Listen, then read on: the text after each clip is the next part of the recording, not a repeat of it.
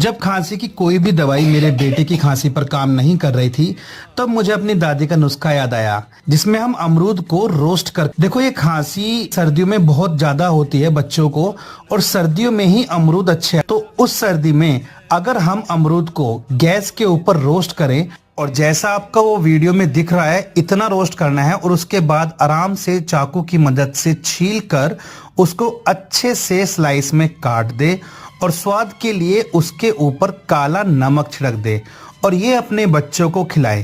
बच्चे की खांसी बिल्कुल दूर हो जाएगी। आप भी जरूर ट्राई करें।